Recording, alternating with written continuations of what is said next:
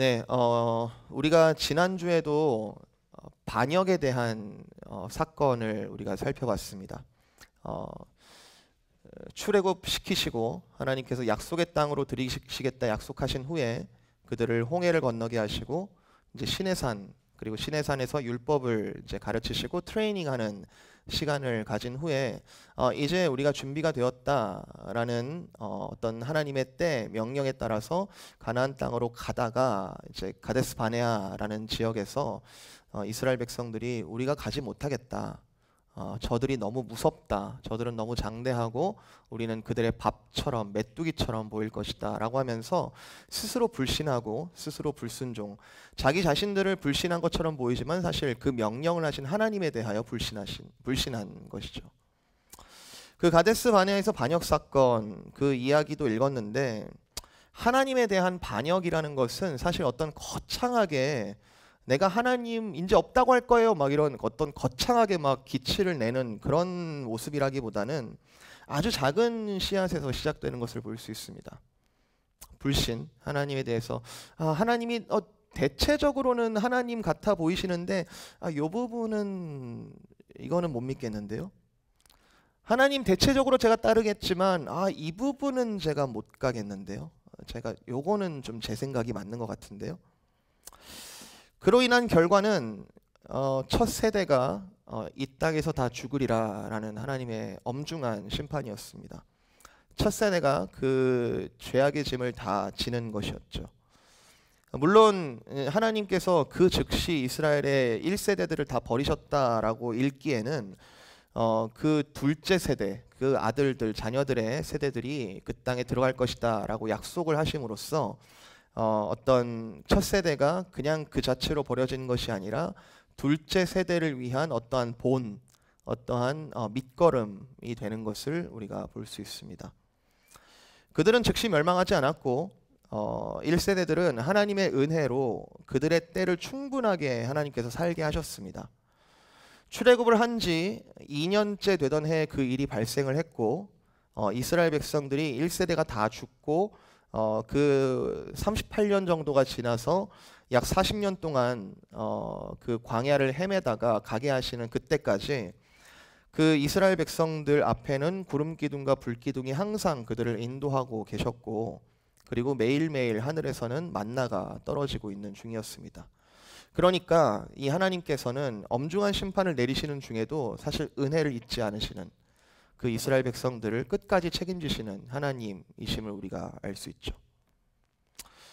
오늘 본문에 또 다른 반역 이야기가 나옵니다. 이 이야기는 40년 동안 중에 정확하게 언제 벌어졌는지는 알 수가 없습니다. 하지만 이 40년의 긴 시간 동안 벌어진 이야기를 모세는 일일이 다 기록하지 않았고 그 중에 몇 가지 어떤 기록된 사건들을 남겼는데, 그 기록된 사건들의 공통점이 뭐냐 하면 다 반역에 대한 이야기입니다. 가데스 바네아에서 벌어진 그 최초는 아니지만 어떤 결정적인 그 반역의 이야기가 앞으로 벌어질 그 이스라엘의 40년 동안 벌어질 하나님에 대한, 하나님의 사람들에 대한 그 반역들의 신호탄 격이 되고, 앞으로 벌어질 반역들을 모두 포함한 그 총체적인 그 이스라엘 첫 세대에 대한 하나님의 최종적인 심판이 이 처음에 벌써 선언이 된 것이죠. 뒤에 보시면 이제 20장에 보면은 물이 없어서 또 원망하고, 물이 없어요, 먹을 게 없어요. 21장에는 또 원망하다가 이제 불뱀을 만나는 그런 사건들이 또 나오고. 그러니까 민수기라는 이 책의 타이틀은 이제 영어로는 numbers라고 돼 있고 백성들의 숫자를 세다라는 이제 타이틀이 붙어 있죠. 1장에 한번 세고 나중에 이제 26장에 40년 후에 이제 한 번 더 숫자를 세게 되는데, 그 지파별로 이제 인구수의 변화를 한번 분석해 보면은 굉장히 의미가 있습니다. 어떤 지파들은 수가 늘기도 했고, 어떤 지파들은 거의 비슷하게 가기도 하고, 어떤 지파들은 갑자기 쪼그라들기도 하고, 이제 그런 이제 의미들이 있는데, 그 사이에 무슨 일들이 벌어졌길래 그런 지파들 사이에 숫자가 변했는가? 특별히 어떤 반역에 동참한 지파들, 가문들, 그것으로 인해서 어떤 지파는 인구가 줄기도 하고, 여러 가지 사건들이 특별히 언급되어 있는데 두 번째 인구조사에 의미 있게 이제 기록된 사건 중에 하나가 바로 이 고라 자손의 반역 사건입니다. 비정상적인 인구수 변화에 대해서 모세는 이런 일들이 있었다라고 지금 기록을 하고 있는 것이죠. 그리고 그것을 적어 놓은 이유는 그냥 뭐 레코드를 남기기 위함이 아니라 어떤 다음 세대에 대한 경고로 삼기 위해서 이 일을 적어놨다라고 할 수 있을 것 같습니다. 자, 이 반역의 역사가 좀 더 큰 맥락으로 보면은 이스라엘 백성 자체가 하나님께 반역하는 것 외에도 민수기 후반부에는 이제 가나안 땅으로 가는 중에 다른 민족들이 하나님의 백성을 반역하는, 하나님의 백성에게 협조하지 않는 이제 그런 일들이 계속 오버랩됩니다. 그러니까 이 모세 오경 전체를 봤을 때는 하나님께서 계속해서 하나님의 뜻을 특별히 선택한 백성을 통해서 계속 말씀을 하고 계시는데 이 이스라엘을 포함한 이 인간의 역사들은 계속해서 하나님을 의심하고 하나님을 반역하고 하나님께 순종하고 싶지 않다라는 그런 모습들을 계속해서 적어주고 있는 거죠. 지금 이 이야기가 이스라엘 백성들에게 무엇을 경고하고 있는 것일까? 그리고 지금 오늘 우리가 읽고 있는데 우리는 그리스도를 믿음의 주요 온전케 하시는 이다라고 우리가 믿고 있는데 그 우리가 믿고 있는 이 인생 속에서 벌어질 어떤 반역의 가능성에 대해서 오늘 우리에게 이 본문을 통해서 무엇을 말씀하고 계시는 것일까? 사실 반역이라는 단어가 우리 현실에는 잘 쓰여지지 않는 단어라서 우리가 이렇게 일상 중에 너 반역했어 이런 말 잘 안 쓰잖아요. 반역이라는 단어가 우리가 일상적으로 쓰는 단어가 아니기 때문에 좀 동떨어진 단어일 수 있지만 오늘 본문에선 대신 이런 표현이 나옵니다. 3절에 너희가 분수에 지나도다, 지나치다, 너희가 분수에 지나치다 이 표현이죠. 7절에 레위 자손들아 너희가 너무 분수에 지나친다. 그러니까 3절에는 그 반역을 하는 사람들이 이제 모세와 아론에게 던지는 말이고요. 그러니까 그렇게 비방하고 있는 거죠. 당신들 지금 모세와 아론 당신들 지금 지나칩니다라고 지금 비방하는 거고 7절은 이제 모세가 고라와 그 무리들에 대해서 이제 다시 던진 말이죠. 같은 말을 하고 있어요. 너희들이 지나치다. 자, 우리가 쭉 읽어왔기 때문에 이 모세와 아론이 어떻게 지도자로 세워졌는지 우리가 알고 있잖아요. 자기들이 하고 싶어서 한 겁니까? 자기들이 한번 역사를 바꿔보겠다, 우리가 히브리 민족 한번 구원해 보겠다라고 스스로 일어난 겁니까? 아니잖아요. 모세는 원하지 않았어요. 보낼 만한 자를 보내소서. 저 말고요. 전 나이도 있고 저는 살인자라는 그런 기록도 있고요. 저는 저 못해요. 보낼 만한 자를 보내소서 하는데 하나님께서 기어이 모세를 택하시고 사람들이 다 아니다라고 할 수 있지만 하나님께서는 내가 너를 택했다. 내가 너를 이스라엘의 리더로 세우겠다. 그리고 제가 말을 잘 못합니다. 아까 제가 MBTI 말씀드렸지만 제 성향이라는 게 있어요. 그리고 저에게 주어진 분수라는 게 있어요. 저에게 주어진 탤런트라는 게 있어요. 그렇지만 제가 슈퍼맨은 아니에요. 모세가 저는 말을 잘 못합니다. 네 형 아론이 있지 않느냐? 내가 너를 같이 세우겠다. 그렇게 하나님께서 세우신 그 지도자 앞에서 이 당당하게 반기를 드는 이 사람들의 어떤 명분이 뭘까요? 미친 건가요? 이게 지금 제정신인가요?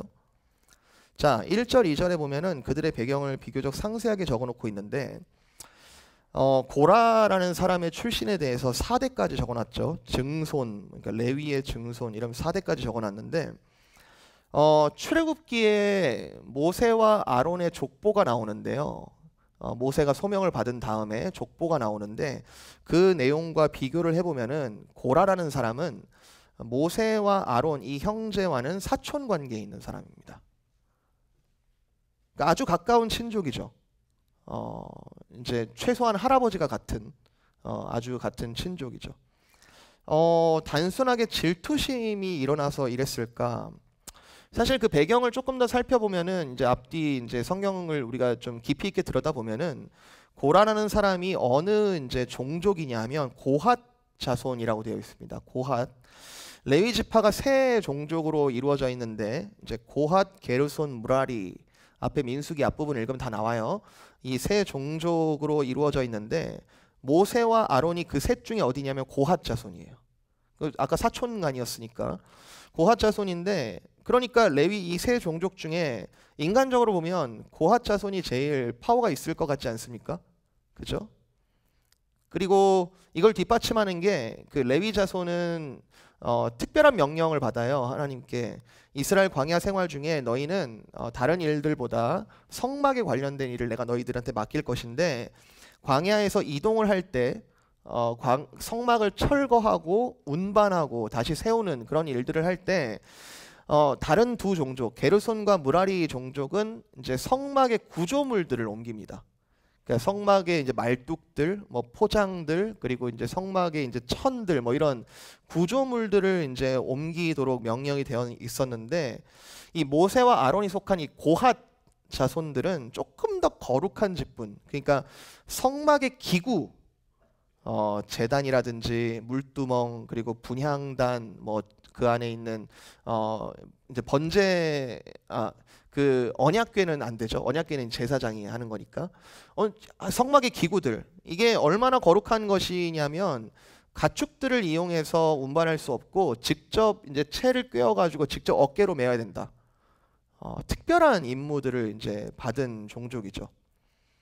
그 엄밀히 보면은 아론의 자손들만 제사장을 할 수가 있는데, 그러니까 제사장 직분들은 어느 자손 출신이다?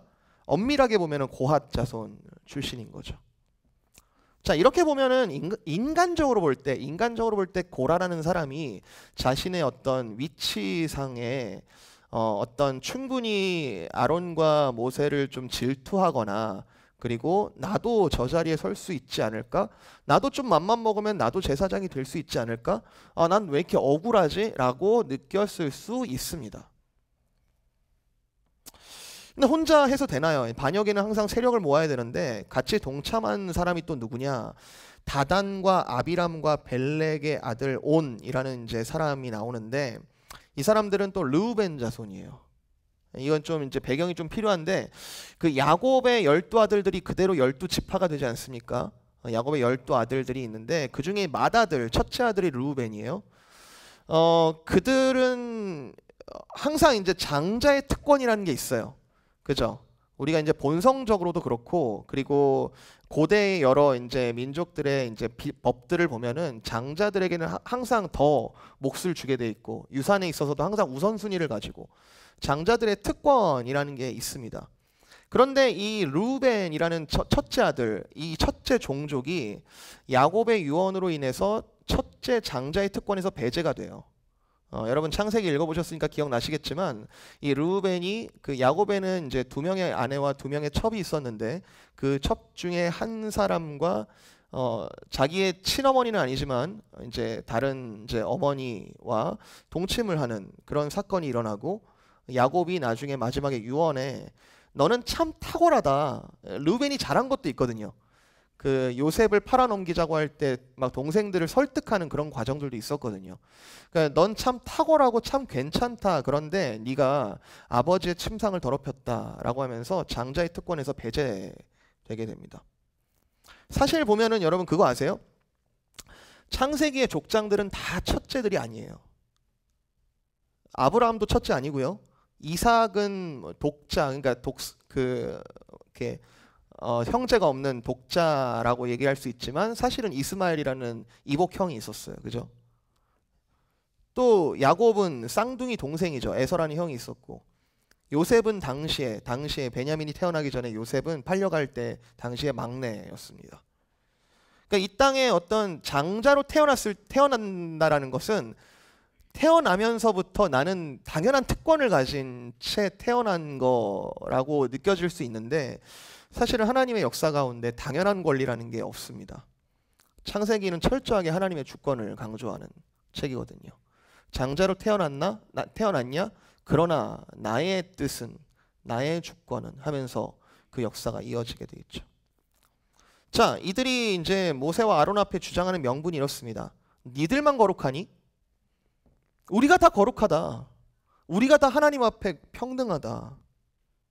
이거 되게 센세이셔널한 사상인데요. 이건 종교개혁 때 외치던 사상이에요. 만인 제사장설.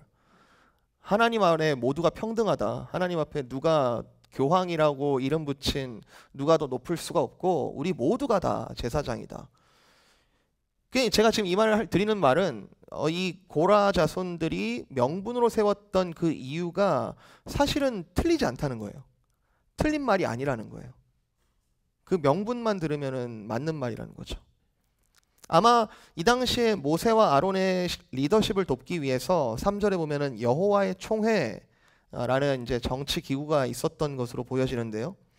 아마 그 여호와의 총회라는 것은 민주적으로 구성되어 있었을 것 같습니다. 12지파 사이의 어떤 서열을 이제 강조하는 것이 아니라 모세와 아론의 지도력 아래에서 12지파가 동등하게 합력하는 그런 기구였을 거예요. 이걸 뒷받침하는 말씀이 이제 민수기 7장 같은 데 보시면 각 지파의 감독들이 하나님께 똑같이 헌물을 드렸다. 이제 이런 이제 표현들이 나오거든요. 그러니까 그 여호와의 총회라고 불리는 그 회 속에서 무언가 불만을 가졌던 고라라는 사람이 세력을 모으는 방식으로 선동을 시작했고, 그리고 2절 이제 회중 가운데 250명, 이름이 있는 지휘관 250명, 조금 힘이 있는 그 각자의 위치 속에서 어떤 백성들을 지도하고 통솔하는 그런 역할을 맡았던 이름 있는 250명이 합세를 하면서 충분히 어떤 반역할 만한 세력이 된 거죠. 여러분, 이 이야기 어떠십니까? 이거 되게 이상하세요? 지금까지 이 이야기가 전혀 현실과 동떨어진 아주 악한 사람들의 이야기처럼 들리세요? 굉장히 인간적이지 않습니까? 우리가 세상이 돌아가는 원리가 어떻죠? 세상이 돌아가는, 세상에서 어떤 힘을 행사하고 세상에서 어떤 세력을 행사하는 그런 방법들이 어떠하죠? 제가 지금 인간적이라고 표현을 쓴 뜻은 지금 상황이 돌아가는 게 인간이라면 충분히 납득할 만한 방식으로 일이 처리되고 있다는 뜻입니다. 인간이라면 이럴 수 있다는 거죠. 세상이 어때요? 약육강식, 세력 확장, 정치적인 행동, 권력 획득, 이게 나쁜 거냐? 여러분, 뭐 지금 미국도 정치로 돌아가고 있고, 그렇죠? 리더십을 뽑는 것들이 다 정치적인 활동이고, 정치의 본질은 설득과 세력이 아닙니까? 설득시키고 어떤 주동하고 마음을 사고 세력을 모으고, 그래서 그 모인 세력들이 힘을 발휘하고, 이게 선진국에서는 조금 더 매너 있게 진행이 되고, 아직 정치가 선진적으로 발전하지 않은 나라들에서는 이해할 수 없는 방법들이 사용이 되더라도, 정치라는 것의 본질은 세력을 모으고 세력을 키워서 이제 권력을 장악하는 거죠. 그리고 힘을 행사하는 겁니다. 그러니까 이게 우리가 다 나쁘다고 말할 수 있는가? 뭐 정치에 환멸을 느끼시는 분들도 있겠지만, 그러나 정치가 얼마나 인간의 상황을, 우리가 우리의 울타리 쳐져 있는 이 국가라는 어떤 이 통치 체제 아래에서 여러 가지 적지 않은 일들을 행사하지 않습니까? 나쁜 것만이 아니죠. 여러분도 어느 모임 가운데 좀 의견이 모아지지 않을 때 다수결로 결정하지 않습니까? 물론 이제 좀 힘센 사람이 두 표를 행사하는 경우가 있을 수도 있지만 다수결로 결정하잖아요. 그게 공평하잖아요. 교회에서도 표결을 하잖아요. 우리가 지금 임직자 피택 그리고 이제 훈련 과정 속에 있는데, 제가 할래요, 제가 장로 할래요, 제가 집사 할래요, 뭐 이렇게 해서 하는 거 아니잖아요. 교회에서 추천 과정과 엄정한 추천 과정과 투표와 표결을 통해서 진행을 합니다. 그러니까 선한 이들이 모인 세력들은 분명히 선한 영향력을 만들어내는 것이 사실인데, 그런데 지금까지의 이 설명이, 제가 지금 이 설명이 이 세상에 하나님이 계시지 않는다라고 한다면 지금 이 원리가 다 참입니다. 하나님이 계시지 않으면 인간의 필연적인 삶의 형태는 약육강식, 세력 확장, 그리고 서로의 설득해서 힘을 모으고 그것을 가지고 서로 이기려 먹는, 그게 참이에요. 나쁜 게 아니라 참이에요. 하나님이 없다면요. 이 세상엔 영원한 룰이라는 것은 없고 인간은 영원토록 투쟁해야 되는 존재고, 힘 있는 자가 힘을 가지는 세상, 분수에 지나치다, 그 누가 할 말이에요? 그런 말 없어요. 그냥 다 자기 두려울 것 없이 그냥 자기 힘을 행사하면 되는데요. 힘이 없으면 그냥 찌그러져 있고. 그런데 우리가 사는 이 세상에 하나님이 계시다면요, 그리고 하나님의 질서가 존재한다면요, 민수기의 본문에서는 이게 가정이 아니고, 이게 지금 그렇다면 그런 가정이 아니라 이스라엘의 현실이고요, 하나님이 진짜로 살아계시는 통치하시는 그런 현실이고요, 그 현실 속에 벌어지는 일이고요. 지금 저와 여러분에게도 제가 일부러 그렇다면 어떠시겠습니까? 라고 가정을 던졌지만, 사실은 하나님께서 지금 이 땅을 통치하고 계시는 건 여러분 믿으십니까? 하나님의 통치하시는 현실이 그리스도를 통해 이 땅 가운데 저와 여러분에게 현실로 이루어졌다는 걸 여러분 믿으십니까? 이게 복음의 메시지고요. 이스라엘 백성들을 불기둥으로 하나님께서 인도하셨던 것처럼 불과 같은 성령께서 지금 우리 안에 저와 여러분을 통치하고 계시잖아요. 근데 우리가 그 통치를 따르고 있지 않다면 우리는 지금 혹시 분수에 지나치고 있는 것 아닙니까?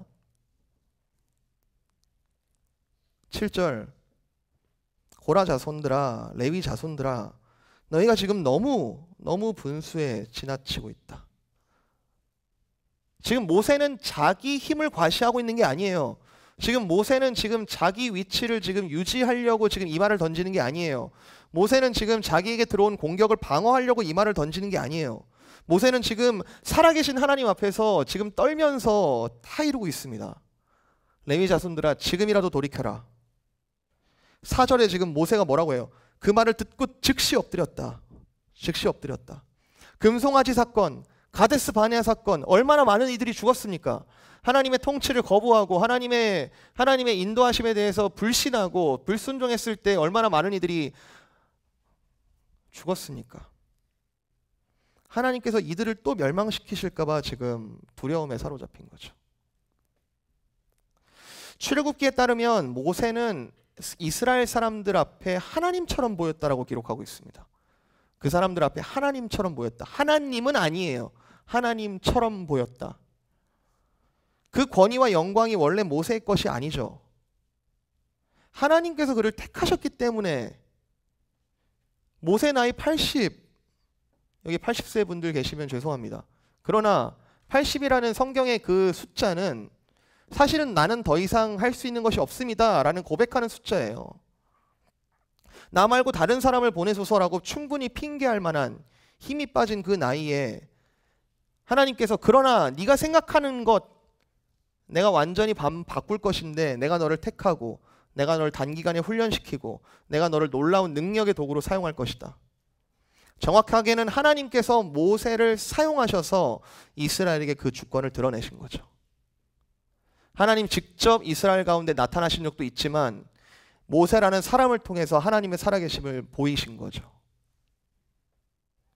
모세를 그러면 껍데기로 쓰신 것이냐, 그냥 모세 쓰고 그냥 잠깐 쓰다가 그냥 버리실 용도로 쓰실 것이냐? 아니죠. 하나님께서는 그 인격 자체, 그 함께 하신다라는 뜻은 그 인격 자체에 복을 주시기를 기뻐하시는 분, 모세를 사랑하사 모세를 택하여 모세를 존귀하게 여기사 모세를 택하여 모세 자체를 존귀하게 높이시는 분.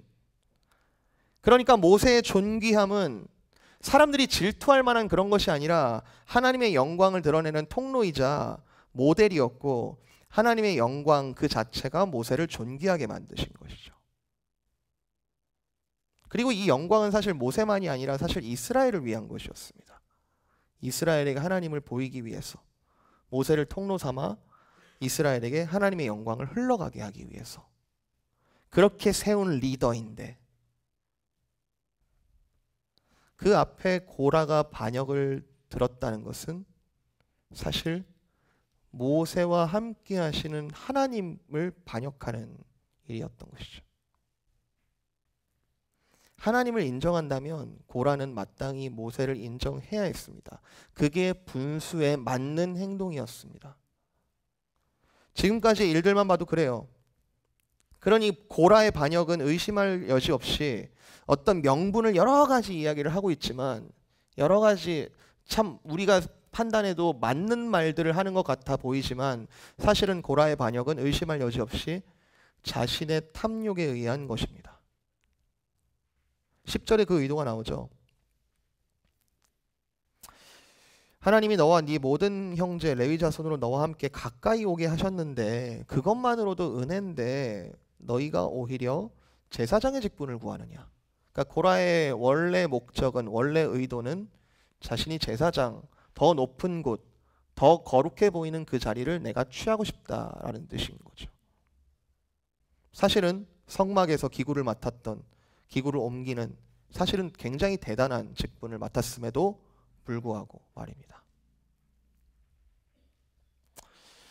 지금 지나친 모습을 봤어요. 우리가 지금 분수의 지나친 모습도 봤는데 반면에 꼼짝도 하지 않으려는 모습도 있습니다. 자, 12절에 이제 모세가 다단과 아비람이 그 자리에 없었어요. 그래서 다단과 아비람을 부르러 사람을 보냈더니 그들이 이르되 우리는 올라가지 않겠다. 우리는 나아가지 않겠다. 우리는 꼼짝도 하지 않겠다. 니들이 모세 네가 끌고 가는 그 이스라엘 백성들 갈라면 가라. 나는 가지 않겠다. 그리고 모세를 모함하죠. 이거 네가 우리 왕이 되려는 거 아니냐? 본심 뭐예요? 나 그거 싫은데. 네가 내 앞에서 막 리드하는 거 내가 보는 거 자체가 내가 싫은데. 그래서 어떻게 행동합니까? 네가 하라는 대로 나 안 할 거다. 우리는 올라가지 않겠다. 이게 되게 재밌는 관찰인데요. 13절에 보면은 이런 표현이 나와요. 네가 우리를 젖과 꿀이 흐르는 땅에서 이끌어내어 광야에서 죽이려 함이 어찌 작은 일이냐. 이것도 그 논리대로 따라가면은 틀린 말은 아니거든요. 그런데 9절에 보면은 모세가 한 말을 비꼬고 있어요. 모세가 이스라엘 하나님이 이스라엘 회중에서 너희를 구별하여 자기에게 가까이 하게 하시고 여호와의 성막에서 봉사하게 하시고 회중 앞에 서서 그들을 대신하여 섬기게 하심이 너희에게 작은 일이냐? 그럼 너는 네가 여기서 우리 다 죽이려는 게 어찌 작은 일이냐? 똑같은 말로 또 싸우고 있죠.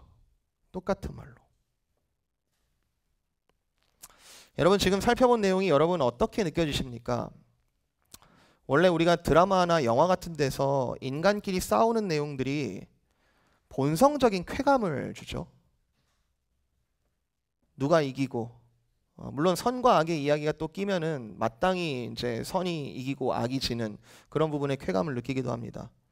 근데 저는 지금 이 이야기가 우리 마음속에 인간적으로 너무 잘 이해가 되고 있는 것은 우리 안에 죄성이 있다는 증거, 우리 안에 탐욕이 있다는 증거, 우리 안에 탐심과 내재되어 있는 어떤 하나님께 대한 반역의 가능성이 있다는 증거를 우리 안에 보여주는 증거가 아닌가 싶습니다. 하나님의 주권에 반항해서 분수를 넘으려는 시도. 바벨탑의 사건은 인류 사건 가운데 계속 반복되고 있고요. 또는 하나님의 주권에 반항해서 따라가지 않고 나는 꼼짝도 안 하고 불순종하려는 시도. 예레미야가 유대 왕국 마지막에 너희가 포로로 끌려가는 게 하나님 뜻이다. 포로로 끌려가는 게 하나님 뜻이다. 그게 하나님 주권이다. 라고 말했다가 돌 맞아 죽을 뻔했습니다. 우리는 싫은데? 우리는 싫은데? 우린 여기 있을 건데? 왜 이렇게 싫어하는 걸까요? 왜 이렇게 싫은 걸까요? 저와 여러분은 우리의 분수를 과연 잘 알고 있나요? 우리가 그리스도인으로서 살아가면서 하나님의 주권 아래, 하나님의 통치 아래 살아간다라고 하는 것이 그게 우리의 분수다라고 표현하는 것이 이게 이전에는 자유했으나 이제부터 족쇄가 차여서 내가 발버둥 치고 싶은데 뭐 벗어나지 못하는 하나님이 항상 CCTV로 감시하고 있는 것 같은 그런 족쇄 같은 것인가요? 왜 이렇게 분수의 지나친 행동과 생각들을 계속 해내는 걸까요? 왜 우리는 분수가 은혜라는 생각을 왜 못하는 걸까요?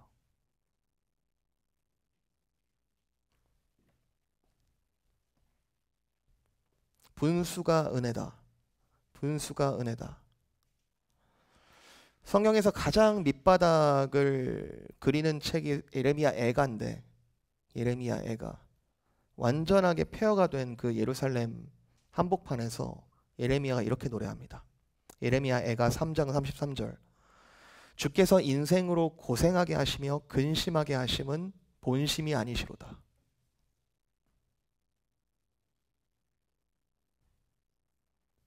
하나님께서 우리에게 허락하신 삶의 자리라는 것, 내가 어떻게 판단하든 내가 어떻게 평가하고 있든, 그리고 그것을 내가 지금 어떤 감정으로 받아들이고 있든지 간에 지금 하나님께서 우리에게 허락하신 삶의 원래의 자리는 사실 하나님의 본심이 담겨 마땅히 하나님은 우리의 하나님이 되시고 우리는 하나님의 백성이 되어야 하는 그 완벽한 분수의 자리, 그게 하나님의 원래 본심이실 텐데, 그것을 자꾸 벗어나려는 우리의 반역의 이야기들 너무 많이 나와요. 너무 많이 나와요. 그 고생과 근심이 과연 하나님 탓이냐?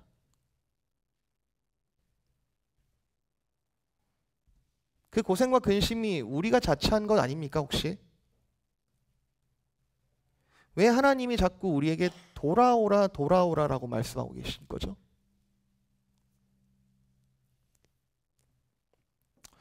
분수가 은혜다. 분수가 은혜다. 사실 여러분 생각해 보시면 우리에게 첫 인류에게 주어진 에덴 동산이라는 것은 울타리가 쳐져 있는, 너희는 거기만 놀아라 라고 하는 게 아니에요.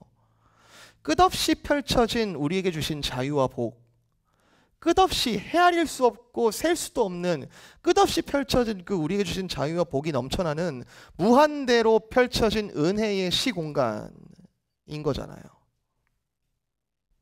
제가 한국에 있다가 미국에 오니까 진짜 넓다, 진짜 크다 뭐 이렇게 느껴지는 게 참 많은데, 그 그랜드 캐년에서 진짜 비현실적인 그 광활한 대지가 쫙 펼쳐져 있는 것을 보고 있으니까, 야, 하나님이 진짜 크시구나.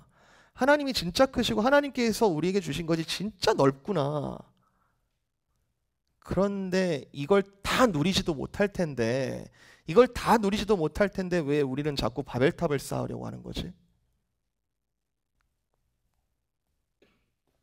우리에게 주신 분수라는 것이 사실 그런 것이죠. 분수는 나에게 주어진 요거밖에가 아니라 1달란트, 2달란트, 5달란트 가지고 계속 그걸 가지고 재시는 분들이 있는데, 1달란트면 충분한 양입니다. 1달란트면 분에 넘치는 양입니다. 그 충분한 것을 우리에게 주신 건데, 우리는 제한된 땅 따먹기가 아니라 사실 믿음의 눈으로 보면 광활한 대지와 같이 우리에게 펼쳐주신 것이 하나님께서 우리에게 원래 본심으로 의도하신 우리의 분수인데, 우리는 왜 자꾸 그 분수를 넘어 하늘을 뚫고 자꾸 올라가려고 하죠? 그게 아니면 내 만족이 충족되지 않을 것 같아서 끊임없이 불안해하면서 왜 그 울타리들을 내가 바꿔가면서 자꾸 넘어가려고 하죠? 분수를 넘어가는 의식의 가장 기본에는 비교의식이 서려 있다라고 생각합니다. 내가 남보다 이거 못하는데? 내가 이거보다 부족한데?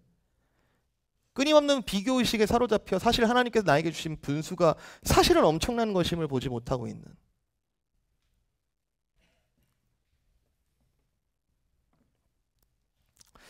민수기를 확대해보고 확대하고 아주 하나님을 거역하고 싶어하는, 내 맘대로 결정하고 내가 가장 지혜롭게 여기며 내 힘을 휘두르고 싶어하는 죄의 본질이 드러납니다. 그리고 그 속에서 계속 반역의 역사, 심판의 반복. 근데 구약은 계속해서 우리에게 이야기합니다. 너희 사실은 분수가 지나치다. 그러나 너희의 죄를 내가 사하고 다시 그 분수 속에서 복을 누리기를 원하는 것이 사실 나의 본심이다. 너희를 영원히 그 반역의 짐으로부터, 반역의 가능성으로부터 자유케 할 나의 아들을 보낼 테니까 너희는 그를 믿는 것을 너희의 유일한 분수로 삼을지어다.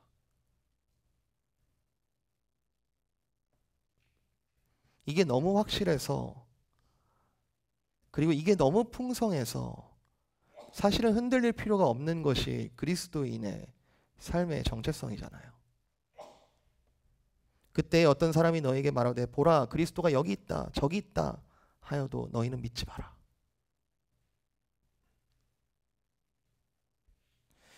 18장 한번 보세요. 18장 한번 찾아보실래요? 18장 5절.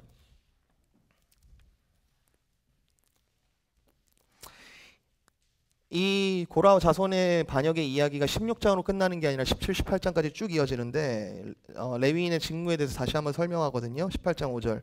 이와 같이 너희는 성소의 직무와 제단의 직무를 다 하라. 다시 한번 자신의 원래 있는 자리로 지금 초대하고 계시는 거죠.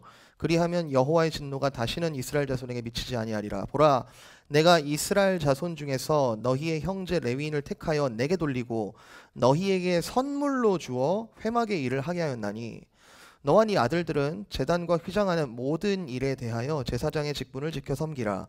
내가 제사장의 직분을 너희에게 선물로 주었거늘 거기 가까이 하는 외인은 죽임을 당할지니라. 우리가 서 있는 분수의 자리가 뭐라고요? 선물로 너희에게 주었대요. 여기 선물에는 두 가지 의미가 있습니다. 하나님께서 그 레위인들 자체를 기쁘게 하시기 위한, 그 자체로 기뻐할 수 있게 하신 선물, 내가 그 자리를 너희한테 선물로 줬다. 그리고 너희 자체가 또 누군가에게 선물로 사용될 것이다. 그게 지금 레위인의 부르신 그 자리. 근데 거기로부터 튀어나간 고라. 16장 후반부에 여러분 읽으셨을 거예요. 심판의 후속 조치가 말로 다 할 수 없을 정도로 참 비참합니다. 그 여호와의 심판에 의해서 반역의 주동자들이 다 죽어버렸고, 그리고 더 참람한 것은 그 반역자들의 말 한마디 한마디가 그냥 그 반역자들이 죽은 것으로 끝난 게 아니라 전염병이 퍼지듯 또 이스라엘 속의 마음 속에 그 가담했던 이스라엘 마음 속을 또 추동했어요. 41절, 16장 41절. 이튿날 다 심판이 일어난 이후입니다. 이튿날 이스라엘 자손의 온 회중이 모세와 아론을 또 원망하여 이르되 너희가 여호와의 백성을 죽였도다. 이스라엘 백성들이 회개는커녕 이제는 또 세컨 그룹이 돼가지고 모세와 아론을 또 원망하고 있어요.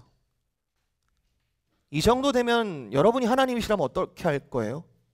여러분이 하나님이시라면 어떻게 하시겠습니까? 지금까지 주신 이 분수와 이 은혜의 자리와 이 선물의 자리, 그런데도 이 배은망덕한 이 백성에 대해서 여러분이 하나님이시라면 어떻게 판결하시겠습니까? 그때 하나님이 또 한 번 나타나셔서 이스라엘 백성들을 전염병으로 치시는데 41절부터 제가 읽어볼게요. 쭉.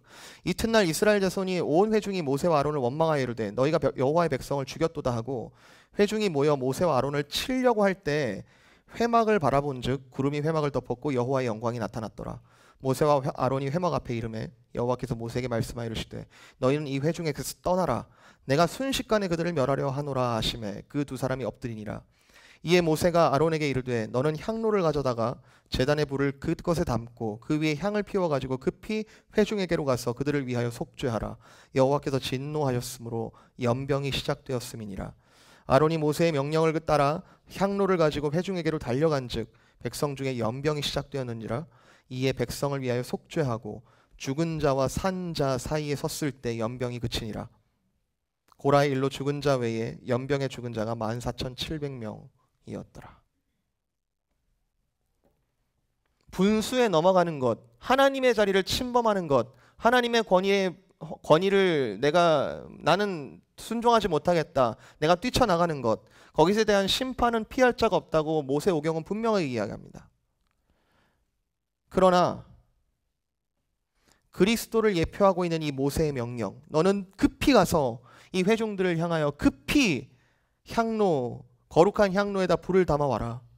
그리고 거기에 대한 아론의 순종, 그 아론이 어디 사이에 섰냐면 죽은 자와 산 자 사이에 섰던 이 모든 것이 그리스도를 예표하는데 그리스도의 속죄만이 그들의 죄를 사할 것이다. 그리고 나서 이스라엘이 다시 돌아간 자리는 원래 그 분수의 자리였습니다. 또다시 속박인가요? 또다시 속박의 자리인가요? 하나님의 권위는 항상 있었고요. 심판이 드러날 때 비로소 하나님께서 살아계시는 게 아니고 사실 하나님은 항상 살아계셨는데 그 권위가 항상 살아있는 그 자리로 이스라엘을 보내신 것이죠. 분수를 알 때 그 권위는 우리를 이스라엘을 죽이는 권위가 아니라 영원히 살리는 권위가 되었습니다. 그리고 이스라엘은 자신들이 서 있는 그 자리가 사실은 복의 자리임을 발견하게 된 거죠. 사랑하는 성도 여러분, 오늘 말씀은 심플합니다. 더 이상 하나님의 권위에 도전하는 어리석음을 범하시지 않기를, 그리고 그 분수를 아시기를 그렇게 권면드리는 말씀이지만 여러분의 삶은 어떠하십니까? 진지한 고민들이 있었으면 좋겠습니다. 그냥 내가 교회 가면 권위에 순종하고 교회 안 가면 권위에 순종하지 않는 그런 아주 단편적인 행위에서만이 아니라 하나님께서 우리의 온 몸과 온 생각과 온 인생을 통치하시는 분임을 우리가 알고 있다면 그 가운데 우리가 불순종하고 반역하는 것은 어떤 것입니까? 자녀가 우상이 되는 경우들을 많이 여러분이 경계하고 계시고 많이 여러분이 조심하고 계신다는 걸 알고 있습니다. 그런데 그 사랑이 너무 커, 그게 내 사랑이 너무 커 하나님의 뜻과 어긋나고 있다면 여러분은 어떻게 하시겠습니까? 나의 나된 것은 오직 주의 은혜라. 이게 우리의 처지에 따라서 어떻게 노래가 불러질지가 다 다를 거라고 생각합니다. 정말 내가 벗어나고 싶은 이 현실 속에서, 정말 당장이라도 내가 지금 해결하고 싶은 이 문제 속에서 나의 나된 것은 오직 주의 은혜라, 이거를 이를 악물고 내가 이걸 찬양할 수 있을 것인지, 그러나 그 가운데 나를 찬양하게 하시는 그 하나님을 내가 발견할 수 있을 것인지, 또는 마땅히 나에게 주신 이 복들에 대하여 다 내 것이라고 착각하지 않고 맞습니다, 나의 나된 것은 다 주님의 은혜입니다 라고 올곧은 마땅한 찬양을 나는 드릴 수 있겠는지. 우리에게 주신 분수라는 것은 하나님께서 우리에게 각자에게 주신 최선의 분량입니다. 쉬운 말 아니라는 거 알고 있고요. 그리고 여러분, 우리 인생 가운데 이것을 분수라고 억셉트하기에는 참 분량으로 이해하기엔 참 어렵다는 것 알고 있습니다. 그러나 이것이 나에게 주신 최선이라는 것을 나보다 앞서 계시고 나보다 먼저 하시고 나를 위하여 본심을 가지고 계시는 그 하나님께서 살아계시다는 것이 우리에게 믿어진다면 우리가 지금 우리의 처지에 대해서 주님께 마땅히 물어야겠죠. 하나님, 내가 이 상황 가운데 나의 분수를 지키게 해주십시오. 어떻게 해나갈까요?